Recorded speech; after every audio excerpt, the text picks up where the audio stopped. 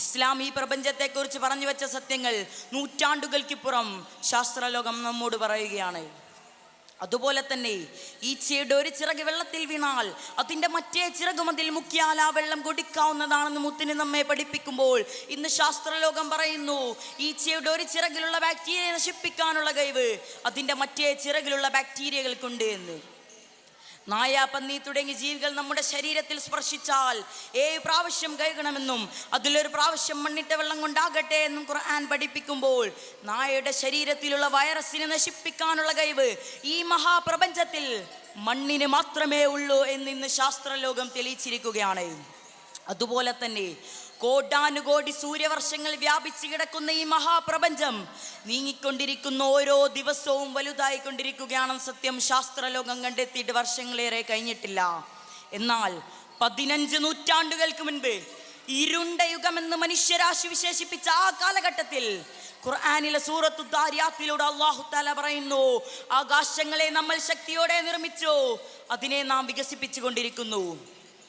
ഖുർആനിലെ ഈ വചനങ്ങൾക്ക് ഇന്ന് ശാസ്ത്രലോകം നൽകുന്ന വിശദീകരണമാണ് എഡ്വിൻ ഹബിളിന്റെ എക്സ്പാൻഡിങ് യൂണിവേഴ്സ്.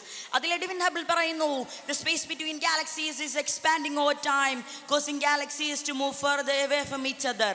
അഥവാ ഈ പ്രപഞ്ചം തന്നെ നീണ്ടുകൊണ്ടിരിക്കുകയാണ്, അതുകൊണ്ടാണ് ഗാലക്സികൾ അഥവാ ആകാശഗംഗകൾ തമ്മിൽ അകന്നു പോകുന്നത്.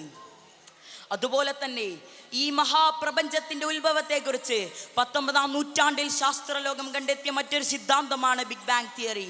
അഥവാ കോടാനുകോടി വർഷങ്ങൾക്ക് മുൻപ് ഈ മഹാപ്രപഞ്ചം ഒരു മണൽത്തരിയേക്കാൾ ചെറിയൊരു കണിക മാത്രമായിരുന്നു. പിന്നീട് ഒരു സെക്കൻഡിന്റെ 1000-ൽ സമയം കൊണ്ട് ആ കണിക വികസിക്കാൻ തുടങ്ങി. ആറ്റങ്ങളായി, പ്ലാനറ്റുകളായി, നക്ഷത്രങ്ങളായി, ഗാലക്സികളായി ഈ മഹാപ്രപഞ്ചമായി തീർന്നു.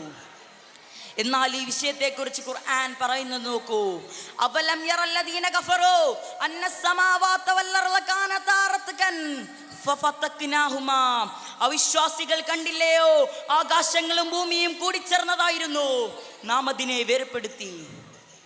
ഇതെല്ലാം നമ്മെ പഠിപ്പിക്കുന്നത് സത്യമായ മതവും സത്യമായ ശാസ്ത്രവും തമ്മിൽ വിരോധമില്ല എന്നതാണ്. ഇസ്ലാം അറിവിനെയും ശാസ്ത്രത്തെയും മതത്തിൻ്റെ വെളിച്ചത്തിൽ മുന്നോട്ട് കൊണ്ടുപോകാൻ നമ്മെ പഠിപ്പിക്കുന്നു.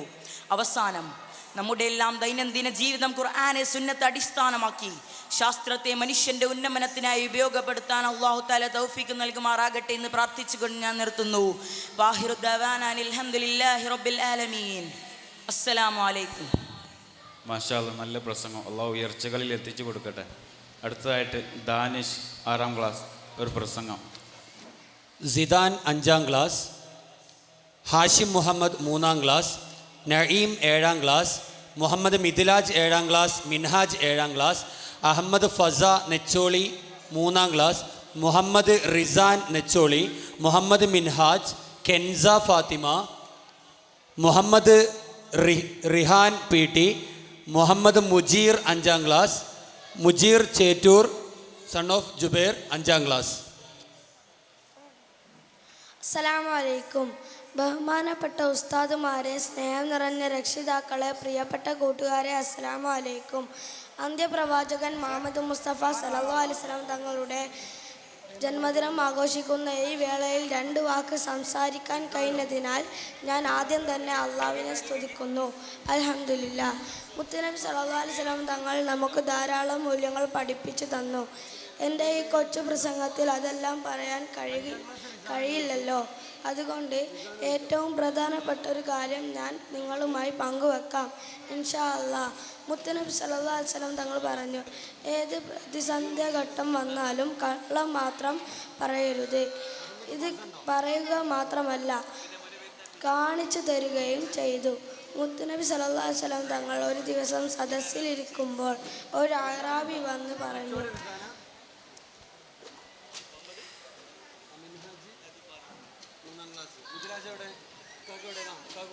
എനിക്ക് എല്ലാ തെറ്റുകളിൽ നിന്നും മാറി നിൽക്കാൻ കഴിയുകയില്ല നബിയെ. അപ്പോൾ നബി സല്ലല്ലാഹു അലൈഹി വസല്ലം തങ്ങൾ പറഞ്ഞു, നിങ്ങൾ കള്ളം മാത്രം പറയാതിരുന്നാൽ മതിയെന്ന്.